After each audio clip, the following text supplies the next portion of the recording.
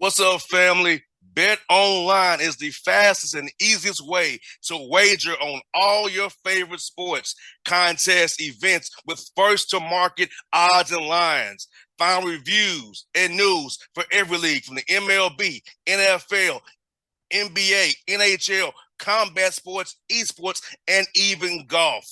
Bet Online continues to be the top online resource for all your sports information, from live in-game betting, props, and futures.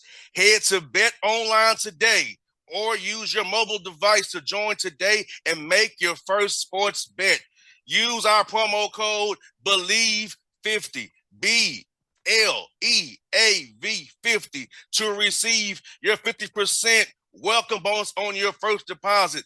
Bet Online, where the game starts, who's a proud sponsor of the Bossman Show on your radio.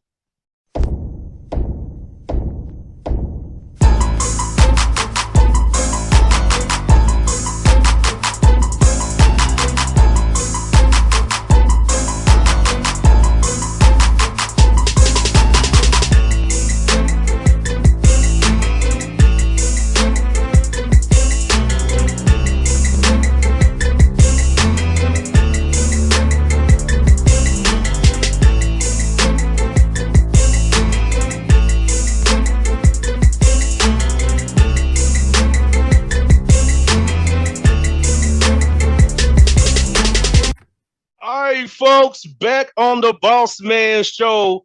Not a friend of the show, a friend of mine personally, Fulton's head coach, Mr. Taylor, at work in August doing big things. What's up? How you doing, brother? Good, man. Trying to enjoy a little bit of this heat wave out here without the humidity on the West Coast, you know? Well, brother, today in Atlanta, 85 degrees in August. That is unheard of. That's unheard of. Yes, indeed. Bro, I'm going to throw a stat at you, so I'm blowing your mind. You've been coming on my show since December of 16, my brother. Can you That's crazy. That is crazy. December of 16. First time I had you as a guest, a Tuesday. That's crazy. December of 16, man. It's been that long. I appreciate the fact that you want to keep talking to me. Bro, let me ask you a question for real. We got a request from a dude from Atlanta 6 years ago. What was your thought? I was just happy that somebody wanted to talk to us and somebody wanted to hear what we had to say, because those were the first couple of years, and I'm going to say they were lean, very lean. So for the simple fact that somebody wanted to talk to us, I was actually excited, quite frankly. I hear that, man. It's funny how that first talk in December 16 led to a friendship we have today, man. Almost 6-7 years later now, it's going strong, man. No doubt.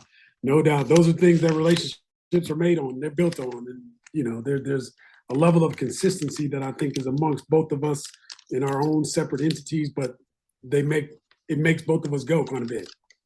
No doubt, my brother. It's good to see you at Lake Point too, man. When I was up there making the rounds, man, good to see you when you came to town, man.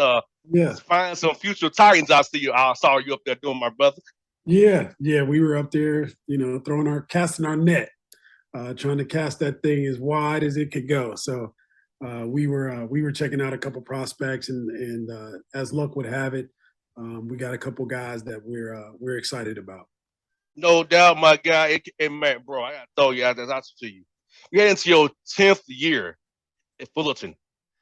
Can you believe it's been 10 years, man? No, not really.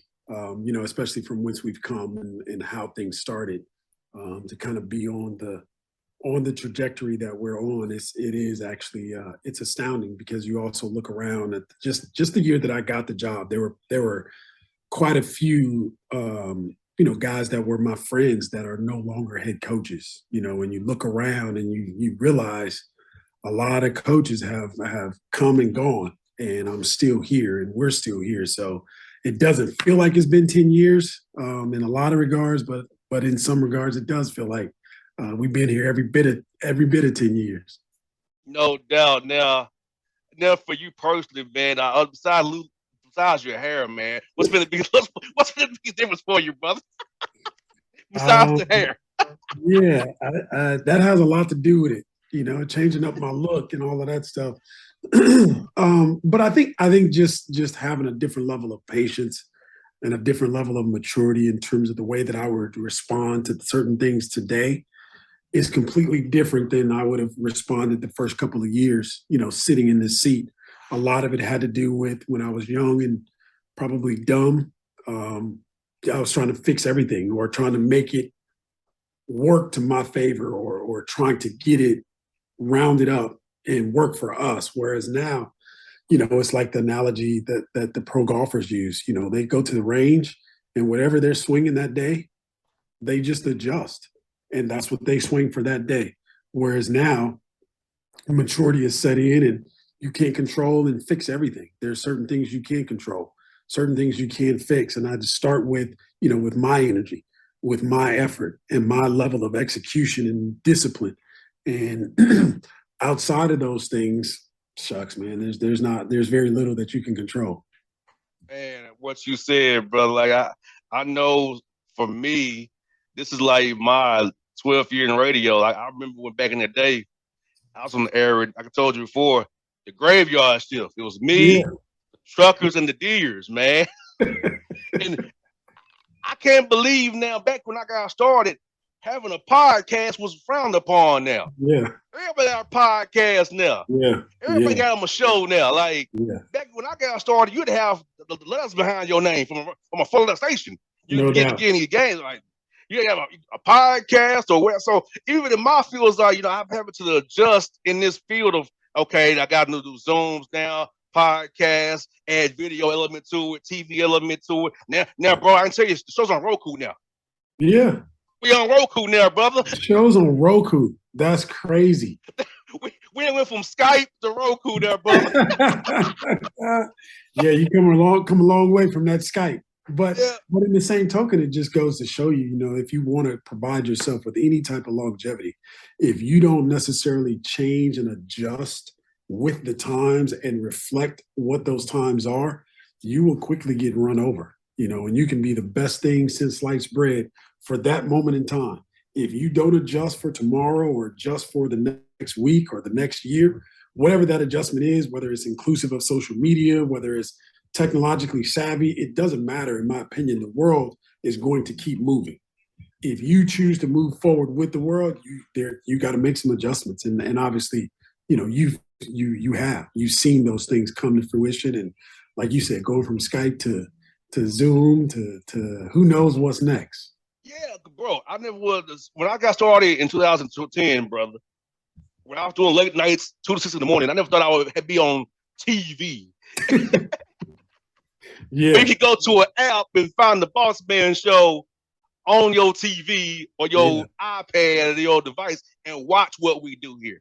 It's crazy. Never would have thought it when I got started doing them late night shifts, brother. When I was getting up at 11:30 to get to the station to get to do my show at 2 in the morning. Yeah. Yep. Yep. And what's crazy is people don't necessarily see that and they don't remember that. Like you getting that type or doing that type of hustle, creating that type of grind for yourself, and now the payoff is what it is. You can literally flip on the TV and either see yourself on YouTube or go to Roku, from an app standpoint. So yeah, man, congratulations and kudos to you as well.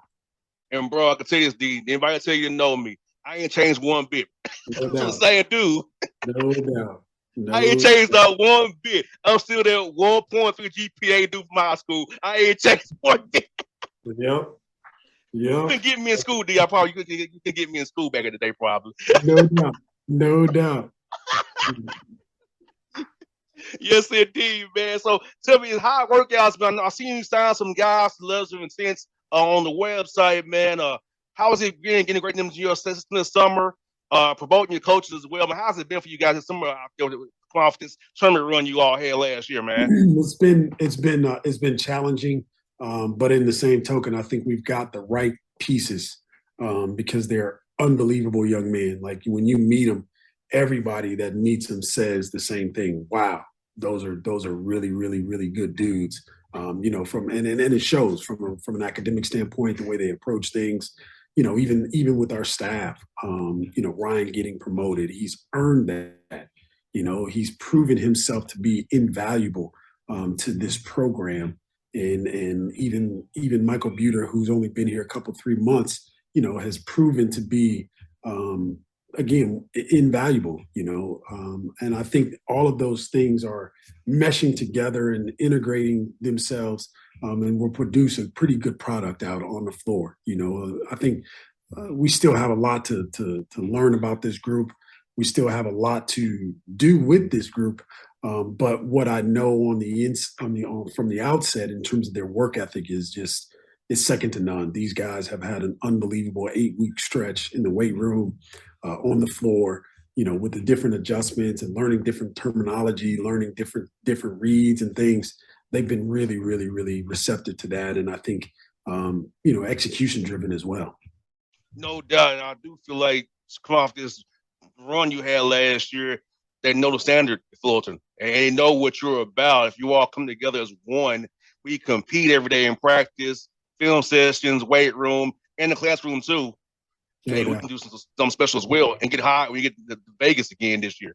Yeah. No, that's the rallying cry with the returners is they literally coined the phrase they want to run it back. And who better to do it than us? Let's make this thing happen. We're in a very unique situation where we pretty much got 4 of 5 returning starters. We had 3 guys that started, and then we had the 6th man of the year in the conference who could have started probably, but again, having those guys and having the experience that they've endured during their time here, I think is they're set up for what it's going to take for us to move forward to come out on top. No doubt, my brother. And you know what?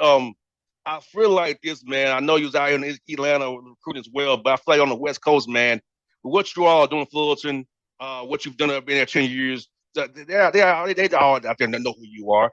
But I feel like being out there is real cool to find guys close to home. Also, you got a brother from the Bahamas I saw. I like that as well, man. So this is man with for recruit nationally with the name Fulton, the Titans. Not just the baseball school people, not just baseball. It's basketball too. My man doing things out there for real. I appreciate it, man. We're able to cast a pretty big net, a pretty wide net, that's inclusive of a lot of different geographical representation on our roster, and we're trying to put the best product out there. So that's what our roster looks like. No doubt, bro. Excuse me, man. I know when I played in 2000s, it was a little different. You played in the 90s. How was the game changed for you per se? Because I know when I was playing, Facebook came out. We had an email from college only back in 04. I remember that. Facebook and they had an actual college email to get on Facebook. Yeah, you played in the 90s with none of that was going on, man. So for you, how was the game change and the outside noise change for you since you played ball back in the day, my brother? I think the biggest change is just accessibility.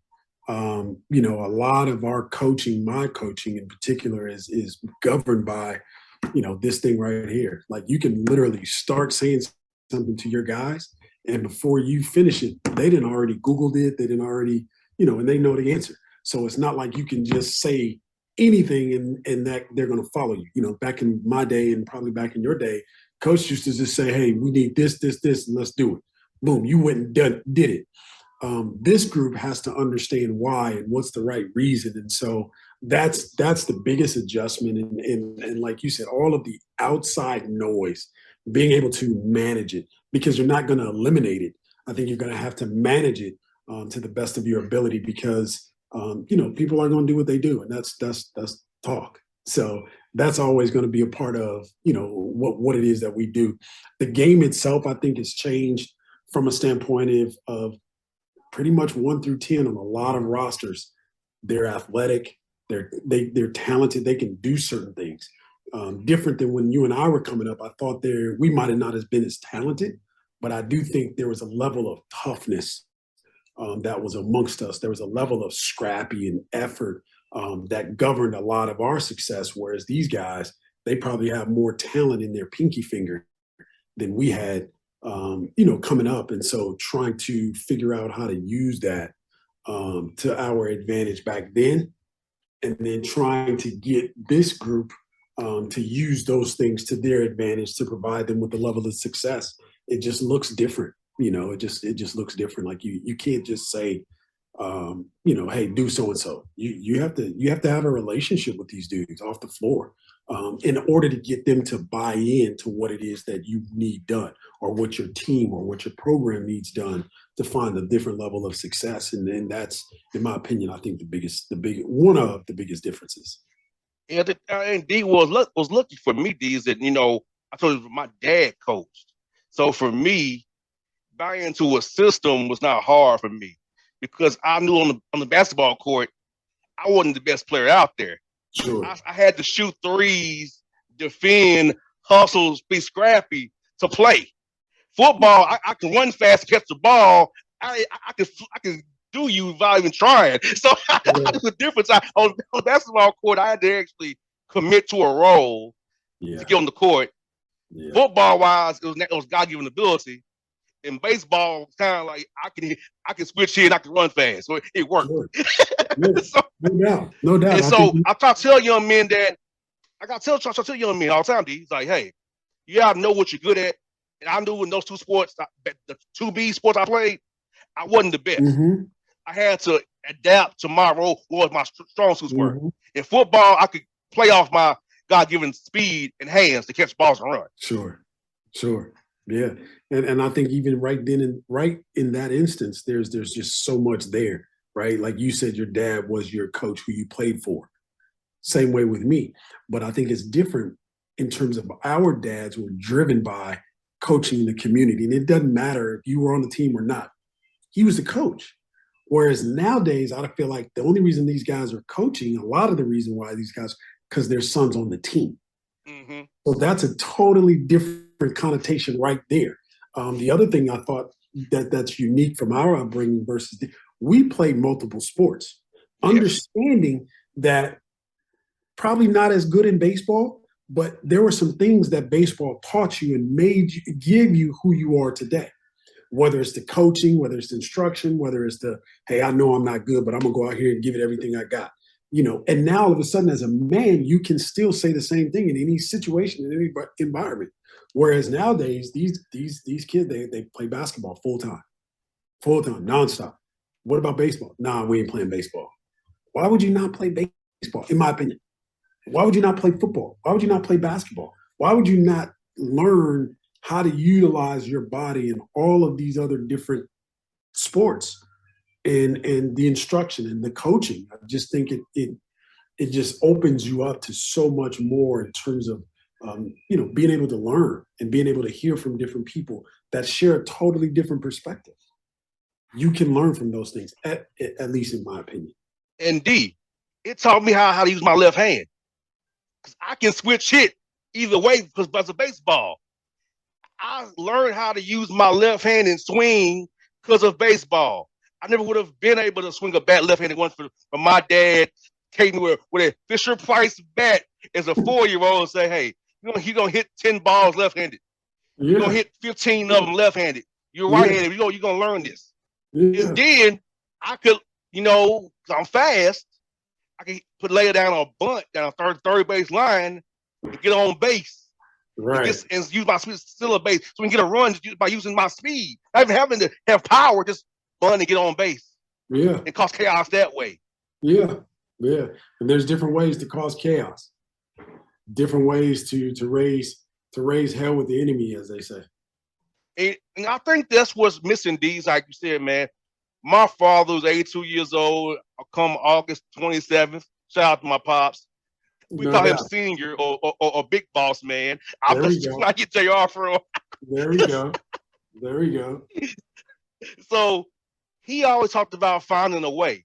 In any sport he coached, find a way. Yeah. Game plan A may not work, but find a way. Yeah. Scrap and claw. You might be running the ball today, throwing the ball today. Might be we got to defend harder, trap, press, run, and jump today. We might have to bunt, place a small ball, bunt. We getting dudes pitching a great game. Let's get on base. So my dad's purpose was win in any way we can. He wasn't married to a system. If we don't win my way or have my preferred way, I can't do it. he went to whatever way he could. He wanted to win the game.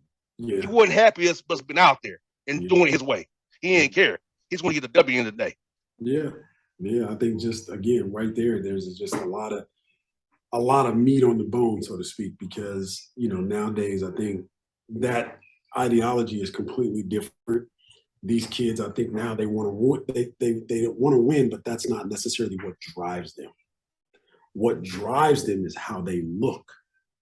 Win, lose, or draw. I don't know how important it is when it comes to or versus, hey, I got to look a certain way. I got to shoot this step back jumper, and I got to. What does that mean? You got a loss, and the other team got to win. Win by any means necessary. That's what drove your dad. That's what drove you. That's what drove my father. That's what drives me. I don't care. I don't want to be the smartest person in the room. I don't care if I am. All I want to be is in the room, because when they pass out rings, they don't pass out a different ring to the smartest person in the room or the dumbest person in the room. They pass out a ring to both of them. I just want a ring. And whatever that looks like, I just want to do my part. And I want to do it as well as I possibly can to contribute to us winning. Exactly. And I feel like that's the whole thing, brother. Like, use what you have. And I feel like this is why I feel like D2, this is what my father talks about all the time. I don't feel like coaches sit dudes down and tell them their roles. Define them day one. You're a screener. You're a rebounder. You're a corner three shooter. Because my father, I was his son. Jay, you're a corner three shooter. I'm his own son. Told me that's my role. I accepted the role. Yeah. But I think too many coaches try to be the players' friends so they don't leave on them or make them parents upset rather than say, this is your role this year. Yeah. And even the NBA, where I'm in a lot, it's not much role definition. It's kind of just, we'll play it by ear. We don't want to make anybody upset. Yeah, that's it's an unfortunate thought process that we have to figure out, moving forward, because the way that this group is being raised, it's not changing. It's actually going to get, it's going the other way. It's going to get what it is and get probably, I don't know if you want to call it worse or better, but it is what it is. So no, guys don't respond to the iron fist ruling by pumping hitting the desk. They respond to, hey, there's probably 2 or 3 options you have. Here's option 1, here's option 2, here's option 3. Option 3 is probably the best, but you got to decide for you what that looks like. You know what I mean? Give them a different level of buy-in. Give them some ownership in the decision-making process. And, you hope like hell they choose the right option, whatever that option is. You hope like hell they go as hard as they possibly can and find a level of success.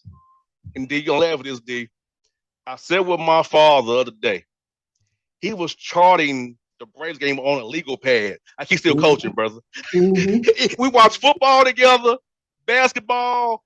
He had his legal pad out, taking notes and charting. At 81 years old, 82 years old, he ain't never gonna stop, man. Today, not. I swear. Good for him. That's the coach in him. That's the way that he does business then. That's the way that he does business now, and that's gonna always represent him. No doubt. Bless you, my brother. Bless you. And so it's funny, man. Like, even his friend who's a barber, bro. He's 87 years old, still cutting hair. He's still cutting hair in the shop, man. It's funny. And D, I talked to somebody on the show who know very well. Nikki Cannon talked about how you helped her in her preparation to get the job. Tell us about Nikki. She was there with Ashley Preston there for a while with you all. So tell us about Nikki Cannon. She spoke very highly of you, D, and how she would call you on Sundays and ask for advice. That's crazy. Yeah. I think the thing, volleyball and basketball don't necessarily mix in terms of the two sports. They kind of, we share the same space in terms of the gym, but their office is way upstairs and ours is way downstairs. And so we don't necessarily run into each other haphazardly. But the one thing when I see Nikki working and when I talk to her or when she's on the sideline or in practice, I just am captivated by the energy. And I'm captivated by her experience. And I feel like, our kids have a chance to learn from that and they have a chance to grow from that. And so for her to become a head coach at this juncture within this league, I think there's a lot of young ladies that are going to be super, super excited about what she gives to them, and the opportunity that she presents them with. But again, how I'm connected to Nikki is her sister. She has a twin that's married to a good friend and a close friend of mine. That's how I actually met them. And so Nikki and her husband and her kids, I just like their energy. I use the word captivated. I appreciate it because they're willing to share it with you and you can see it. And so, yes, we do have some conversation and we had some conversations, to help her get ready for and prepare for getting the job there. And one thing I said is like, hey, don't change your energy. They need to see that. They need to feel that. They need to understand where that comes from. And also they need to understand how contagious it can be to helping them grow their women's volleyball program. And thankfully they made, in my opinion, they made the right choice. Yeah, because she told me for the say, "Oh, I know a friend of yours." I said, "Who?" Dedrique. I know him. He's also I've seen him on your show a lot. I looked up. He's on your show a lot. I said, Yeah. "Yes, that's my guy." He's Yeah. probably on your show probably more than probably anybody I know. Probably. That's a good thing. That's definitely a good thing. He comes on the show. He's on the show a lot. I can't remember how many times he's on the show a lot. It's like I can tell. It's like he been on. Yeah, y'all talk for a long time. Yeah, we do. It's real talk. No doubt. And that's and again, Bossman, that's easy. That's what's easiest for us to have some conversation because it's unadulterated, it's real. There's a level of comedy to it, but it's also appreciative appreciated in terms of when I get on this show. Yeah, we're gonna talk about this, that, and the other, but I know where it's coming from. You know what I mean? And to me and for me, that just it gets my attention at a different level, and it allows me to open up and kind of let your guard down, so to speak, and be who you are, man. Like I get excited about those opportunities. Yeah, like you know how it is on this show, man. I'm not trying to ask you about who playing, who ain't playing. I ain't trying to figure those. Hey, look, that's what the beat writers do. That's the beat writer job. Hey, my job is come on this show, we'll have a good time. Don't worry no narrative, no bias. Look here, man. Look, we having a good time. Clean glass of water here. Nothing here, man. Trying to trip you up. You know how it is out there. These media types, man. Like people tell me all the time, man. Man, you never ask people hard questions. Why should I? You sure it come somewhere where you feel free and safe. No doubt. Well, you ain't gotta always feel be on guard. No doubt, because there's enough people out there that do keep you on guard. They do ask you these so-called hard questions and things, and if that's what you want to listen to, guess what? You don't want to listen to JR show because that ain't what he does. Yeah, I said my niche is positivity and real talk. I'm not trying to dig in deep or get a scoop like other people. No names mentioned. No doubt. The shade's real. The shade's real. No doubt. Hey, I would say a certain person that was a late point was like said to me, and I quote, "Who's in that business? How these guys talk to you for it?" So, but smiles and me is like something different. You know what I'm referencing? But a certain dude who put stuff out in the media, it was a late point, was upset. The coach was talking to me with a smile on their face, and him was like what you want? You always want something. Right. Again, that's just to me, that's energy given, energy received.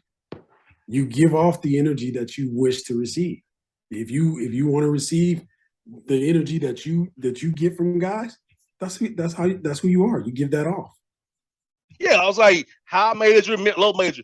Coaches came on and say, "Hey, what's up?" Because they know I'm not. They say, "Hey, this brother is for real. He ain't with it all. He ain't trying to get that out of me." Yeah. It's just he cool, And before you go, man, I want to tell you, I had an offer from a big network, right? I turned it down because they wanted to control what I do, so that I couldn't do what I do no more. Yeah. And I'm like, I said I would never sell my soul in the heart of this show for a check. Yeah. Because little do you all know what you're offering me. I look at that anyway. With all my ventures. No doubt. So that's for the people. I'm saying I have went to a big network many a times based on where I work at now and my leverage I have. Yeah. I still choose because I want to be able to talk to you freely, D, and without having to ask you something they want me to ask you, or have to ask for permission to talk to you on my show. Yeah, because a lot of these shows, brother, work these networks, you have to ask permission of an operations manager or a general manager or executive producer to interview, insert whoever. Yeah. Me, I can just text you and say, bro, you good? You free today? Right. I want to have you on the show. Yeah. And I think there's just a different connotation and a different feel for that. When I get that text, I'm excited. When I get other texts, I'm like, nah, because again, it's what you're about. It's what you want. I subscribe to it. No doubt, my brother. No doubt, brother. Hey, I thank you for coming on this show for the last 6 years, man. How many times you've done it since 2016? It's crazy to believe in it. Of course, Shots. Hopefully, I'll be on this show 6 more years, moving forward and in the future. So I appreciate you having me, man. Anytime, brother. Hey, you be safe, my brother. And I hope to see you soon, man. Definitely count on it. Talk to you soon. All right, man.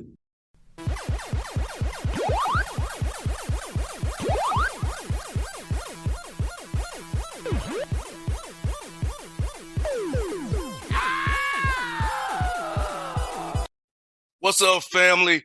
Bet Online is the fastest and easiest way to wager on all your favorite sports, contests, events with first-to-market odds and lines. Find reviews and news for every league from the MLB, NFL, NBA, NHL, combat sports, esports, and even golf. Bet Online continues to be the top online resource for all your sports information, from live in-game betting, props, and futures. Head to Bet Online today or use your mobile device to join today and make your first sports bet.